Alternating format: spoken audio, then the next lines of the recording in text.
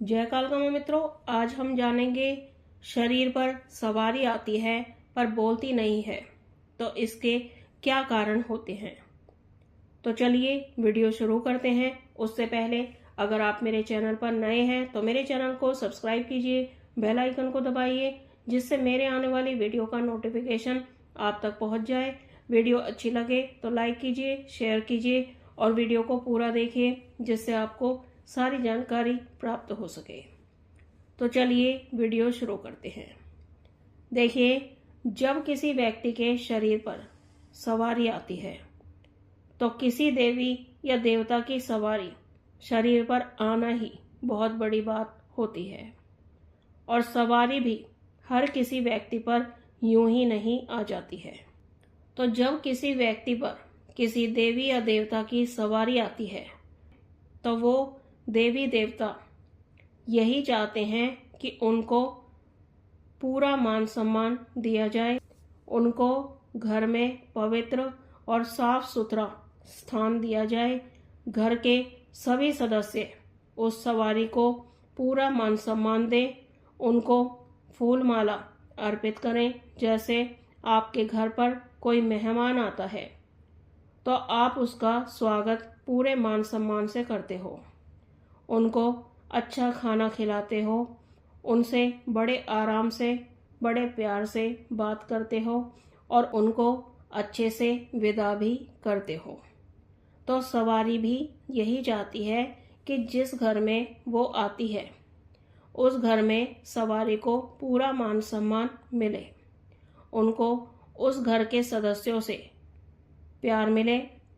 अगर आप ऐसा नहीं करते हैं तो जो सवारी आप पर आई है उसको पूरा मान सम्मान नहीं देते हो, तो वो फिर शरीर पर या तो आना ही बंद कर देती है या फिर वो प्रश्नों के उत्तर ही देना बंद कर देती है या बोलती ही नहीं है। दूसरा जो कारण है वो ये है कि जिस व्यक्ति पर सवारी आती है उसे अपने चरित्र से पूरी तरह से साफ सुथरा होना चाहिए, उसे चरित्रहीन नहीं होना चाहिए। अगर कोई व्यक्ति ऐसा कार्य करता है तो इस कारण से भी सवारी आपके प्रश्नों के उत्तर नहीं देती है। तीसरा जो कारण है वो ये है कि जब किसी देवी या देवता की सवारी आपके शरीर पर आती है तो आप किसी भी तरह से किसी का अनिष्ट करने की बात बिल्कुल भी ना कहें या कोई भी ऐसा कार्य करने को ना बोलें जो वो मजबूर होकर करें या उनके नियमों के खिलाफ हो, जिससे वो नाराज होकर आपके प्रश्नों के उत्तर देना बंद कर दें। अगला जो कारण है वो ये है कि जिस घर में किसी व्यक्ति पर देवी देवता की सवारी आती है तो उस घर के सदस्यों को किसी भी तरह का तामसिक चीज़ों का प्रयोग नहीं करना चाहिए। जैसे शराब, अंडा, मांस का सेवन बिल्कुल भी नहीं करना चाहिए और करते भी हैं तो बंद कर देना चाहिए।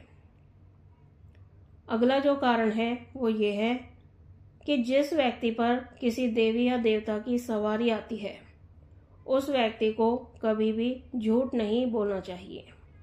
अगर आप झूठ बोलते हैं या कोई गलत कार्य करते हैं या किसी को गुस्से में उल्ट सुल्ट बोल देते हैं जिसकी कोई गलती भी नहीं होती है, तब भी आपके शरीर में सवारी आकर बोलती नहीं है।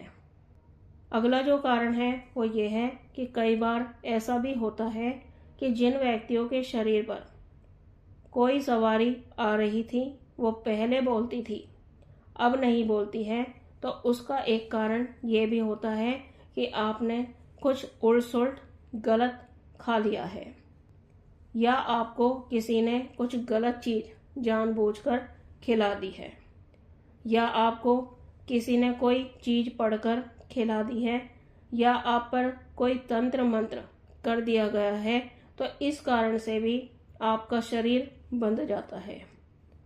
एक बात और मैं आपको बताना चाहती हूँ कि कभी भी किसी भी देवी या देवता का बंधन नहीं किया जा सकता है। ना ही उनको कोई बांध सकता है। आपके शरीर का ही बंधन किया जाता है और इस बंधन से आपके शरीर में कोई भी सवारी प्रवेश नहीं कर पाती है, क्योंकि आपका शरीर मंत्रों से, भभूत से, अन्य चीजों को पढ़कर खिला देने से आपके शरीर का बंधन हो जाता है। तो इस कारण से भी देवी देवता की सवारी बोलती नहीं है। अगला जो कारण है वो ये है कि जब किसी देवी या देवता की सवारी आपके शरीर में आती है तो आप धर्म, कर्म, आध्यात्मिक कार्य करने लग जाते हो।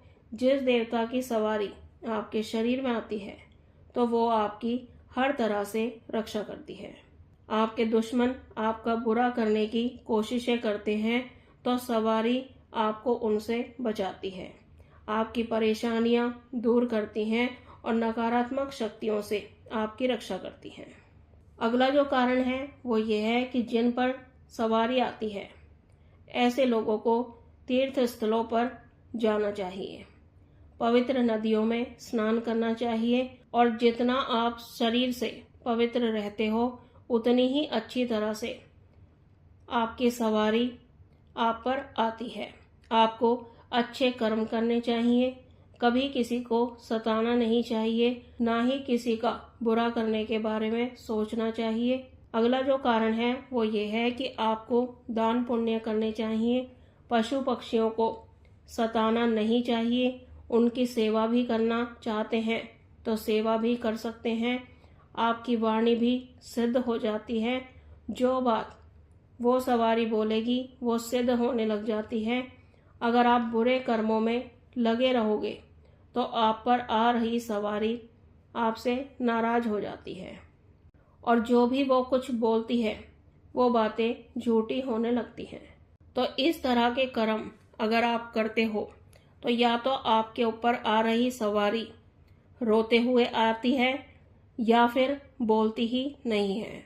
तो आपको हमेशा ही अच्छे कर्म करने चाहिए जिससे किसी का बुरा ना हो, किसी का अनिष्ट ना हो, क्योंकि जिस भी व्यक्ति के शरीर पर सवारी आती है वो किसी खास उद्देश्य को पूरा करने के लिए ही आपको प्राप्त होती है। और जब कोई व्यक्ति ऐसा नहीं करता है तो सवारी बोलना ही बंद कर देती है। तो मित्रों, ये थी जानकारी कि शरीर पर सवारी आती है पर बोलती नहीं है, तो इसके क्या कारण होते हैं। तो मुझे आशा है आपको ये जानकारी पसंद आई होगी। पहली बार चैनल पर हैं तो चैनल को सब्सक्राइब कीजिए, बेल आइकन को दबाइए जिससे मेरे आने वाली वीडियो का नोटिफिकेशन आप तक पहुंच जाए। वीडियो अच्छी लगे तो लाइक कीजिए, शेयर कीजिए और वीडियो को पूरा देखिए जिससे आपको सारी जानकारी प्राप्त हो सके।